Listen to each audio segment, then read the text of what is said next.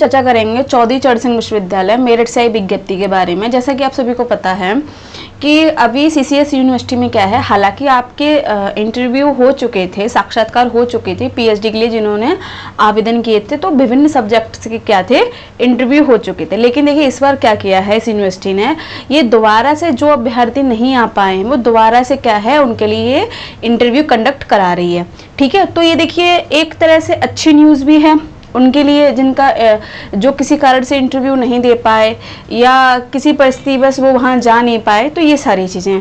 ठीक है, दूसरी बात ये है कि उन अभ्यर्थियों के लिए थोड़ा एक अजीब चीज़ है कि जो लोग रिजल्ट का वेट कर रहे हैं, कब रिजल्ट आएगा, कब हमारा एडमिशन होगा, तो रिजल्ट आने की भी कोई संभावना नहीं है, क्योंकि देखिए अभी तो ये क्या है आपके रिवाइज्ड इंटरव्यू चल रहे हैं दोबारा से, तो अभी आपके रिजल्ट आने में काफ़ी टाइम है। ठीक है, तो उन लोगों के लिए एक थोड़ी अजीब सी बात है, वो इस चीज़ से थोड़े स्टूडेंट गुस्से में भी हैं। जैसे कमेंट में आते हैं कि यूनिवर्सिटी बार बार क्या है, एक बार इंटरव्यू हो चुका है दोबारा क्यों करा रहे हैं। तो देखिए हर यूनिवर्सिटी का अपना रूल होता है, रेगुलेशन होती है, अगर वो कराना चाह रहे हैं तो वो करा रहे हैं। तो एक पहलू के दो पक्ष देखने को मिल रहे हैं हमें। एक तरफ तो उन अभ्यर्थियों के लिए खुशी की बात है जिन्होंने आवेदन तो कर दिए थे लेकिन क्या है वो गए नहीं थे या किसी कारणवश पहुंच नहीं पाए। ठीक है, तो ये सारी चीज़ें, तो ये जो नोटिस है, ये जो विज्ञप्ति है, उन्हीं अभ्यर्थियों के लिए क्या है महत्वपूर्ण है।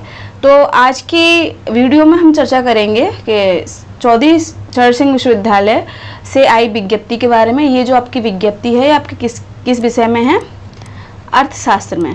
किस में है, अर्थशास्त्र में। ठीक है, तो इसमें सीधे इन्होंने किया है कि जिन अभ्यर्थियों ने पीएचडी के लिए आवेदन किया था, और जैसा कि इन्होंने सीधे लिखा है कि हालांकि जो आपके इकोनॉमिक्स का जो साक्षात्कार था वो कब हुआ था, आपके 22 जुलाई को। कब हुआ था, आपके 22 जुलाई को, है ना। तो ये उस तिथि को इसका साक्षात्कार हुआ, लेकिन यहाँ पर ध्यान देंगे जो अभ्यर्थी इस साक्षात्कार में उपस्थित नहीं हुए हैं उन्हें एक और मौका दिया जा रहा है। तो उनका जो साक्षात्कार है अब कब होगा, 13 सितंबर को। तो यहाँ पे देखिए जो स्टूडेंट नहीं जा पाए या भूल गए या जिन्हें पता नहीं था कि कब उनका इंटरव्यू निकल गया, ऐसे काफ़ी स्टूडेंट हैं जिन्हें डेट पता नहीं थी, है ना। कभी कभी ऐसा होता है कि हमें ये लगता है कि डेट आगे होगी या हम वेबसाइट चेक नहीं कर पाते हैं तो हमसे छूट जाता है। तो ये सारी चीज़ें, तो अब आपको टाइम मिल रहा है, 13 तारीख को आपका इंटरव्यू है, तो आपको जो अभ्यर्थी जाना चाहते हैं, साक्षात्कार देना चाहते हैं, तो वो ये मौका ना छोड़ें, उनके लिए अवसर काफ़ी अच्छा है। ठीक, तो जैसा कि इसमें बताया है कि अर्थशास्त्र से जिन अभ्यर्थियों ने पीएचडी के लिए आवेदन किया है सीसीएस यूनिवर्सिटी से, तो उनका साक्षात्कार क्या है, कहाँ होगा, आपके विश्वविद्यालय में अर्थशास्त्र विभाग में होगा। अब देखिए एक और बात, ये साक्षात्कार जो है किस अभ्यर्थियों के लिए है, जो उपस्थित नहीं थे। ठीक है, ये नहीं, यहाँ पर ये भी बात ध्यान रखनी है कि ये साक्षात्कार उन अभ्यर्थियों के लिए बिल्कुल नहीं है जिन्होंने इंटरव्यू दे लिया है, अब वो सोच रहे हैं कि हमारा इंटरव्यू खराब गया था, चलो एक बार फिर से देते हैं। नहीं, उनका यहाँ पे इंटरव्यू नहीं होगा। ये इंटरव्यू उन अभ्यर्थियों के लिए है जिनका इंटरव्यू छूट गया था या नहीं आया या जिन्हें मालूम नहीं था। ठीक है, ये चीज़ यहाँ पर आपको ध्यान में रखनी है।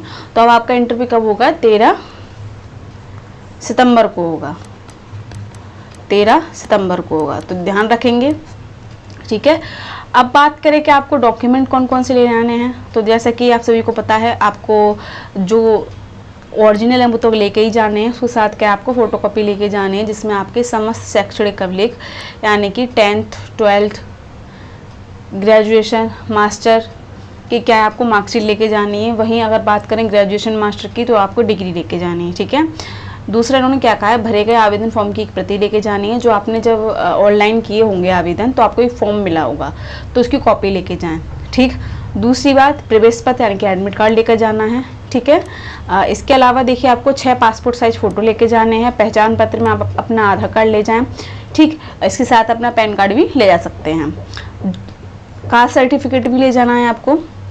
जो अभ्यर्थी ईडब्ल्यूएस कैटेगरी से हैं उन्हें ईडब्ल्यूएस का सर्टिफिकेट लेके जाना है। जो स्टूडेंट पीएच कैटेगरी के हैं उन्हें पीएच का सर्टिफिकेट लेके जाना है। वहीं नेट जेआरएफ प्रमाण पत्र यानी कि अगर किसी अभ्यर्थी का या व्यक्ति का नेट क्लियर है तो वो नेट का सर्टिफिकेट ले जाएं, है ना, तो वो क्या है, नेट का ले जाएं। वहीं अगर किसी का JRF है तो JRF सर्टिफिकेट ले जाएं, किसी ने सेट किया है तो उसका सर्टिफिकेट ले जाएं, ठीक है। अब महत्वपूर्ण बात क्या है, जो आपका साक्षात्कार है वो किस पर निर्भर है, आपकी सिनॉप्सिस पर, यानी कि आपके लेख पर। कितने शब्दों में मांगा गया है, 500 शब्दों में। तो देखिए जो आपका, देखिए डॉक्यूमेंट्स आपके पूरे होते हैं, है ना। अब बात करें कि साक्षात्कार प्रभावी कब होगा, जब आप जो चीज़ रिप्रेजेंट कर रहे हैं, ठीक है, अपनी बात से दूसरों को मनाना, यानी कि आपने जो जवाब दिए हैं उन कमेटी के सदस्यों के, ठीक है, तो वो सदस्य क्या है, आपके जवाब से क्या है, सहमत हो, ठीक है, तो आपका इंटरव्यू अच्छा जाएगा। दूसरी बात देखिए आपको क्या करना है, जैसा कि हम आपको बताते ही आ रहे हैं, आप सिनॉप्सिस ले जाएं, किसी भी टॉपिक पर ले जाएं। तो देखिए आप जिस सब्जेक्ट के हैं, आपको सब्जेक्ट की नॉलेज ज़्यादा होगी, ठीक है, आपको ये भी पता होगा कि हमारा इस सब्जेक्ट में कौन सा पोर्शन मजबूत है या हमारी किस क्षेत्र में रुचि है, तो उसी क्षेत्र से आपको क्या टॉपिक चूज़ करना है। वहाँ से जब आप टॉपिक चूज़ करोगे फिर उसके ऊपर आपको लिखना है, ठीक है। जैसे कि मैं इस शोध में क्या नया करने वाला हूँ, ठीक है, क्या मेरे उद्देश्य रहेंगे, क्या प्रासंगिकता रहेगी, तो ये सारी चीज़ें आपसे क्वेश्चन यही पूछा जाएगा कि आप जो ये कार्य करेंगे, शोध कार्य करेंगे, तो आपके उद्देश्य क्या रहेंगे और आपने इसी टॉपिक को क्यों चूज़ किया। तो इसके देखिए जो वो सवाल करें उसका आंसर क्या आपके पास होना चाहिए। तो इसीलिए सिनॉप्सिस आपको ऐसी बनानी है जिसमें आपकी रुचि हो, जिसमें आपको ज्ञान हो, है ना। ये नहीं कि किसी की देखकर हमने बना ली। सहायता ले सकते हैं, बिल्कुल, बिना सहायता के काम नहीं होगा, है ना, क्योंकि नया नया काम है तो थोड़ी दिक्कत होती है। आप सहायता लीजिए, कैसे एक रूपरेखा बनानी है, क्या प्रारूप रहेगा, क्या उद्देश्य रहेंगे, ये सारी चीज़ें। लेकिन जो धारणाएं होनी चाहिए, जो विचार होने चाहिए, वो आपके होने चाहिए, ताकि जब आपसे क्वेश्चन पूछा जाए कि आपने इसी टॉपिक को क्यों लिया, तो आप जेन्युइन आंसर दे सके उसका। तो ये सारी चीज़ें, तो मेन रोल आपकी क्या है, सिनॉप्सिस निभाएगी।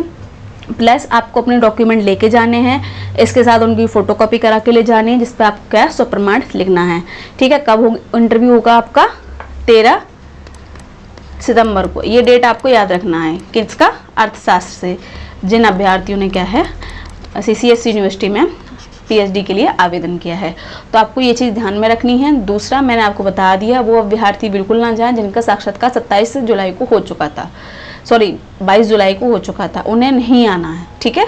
आपको ये सारी चीज़ें इसमें नोटिस में दिखी भी रही होंगी। ये सिर्फ उन लोगों के लिए ही आयोजित किया गया है साक्षात्कार जो उपस्थित नहीं हो पाए थे, ठीक। तो जैसा कि आज की वीडियो में हमने आपको जिन्होंने अर्थशास्त्र विषय से PhD के लिए आवेदन CCS यूनिवर्सिटी में किया था, तो उनका रिवाइज इंटरव्यू होने वाला है। रिवाइज इंटरव्यू उन अभ्यर्थियों का है जो उपलब्ध नहीं हो पाए थे 22 जुलाई को, ठीक है।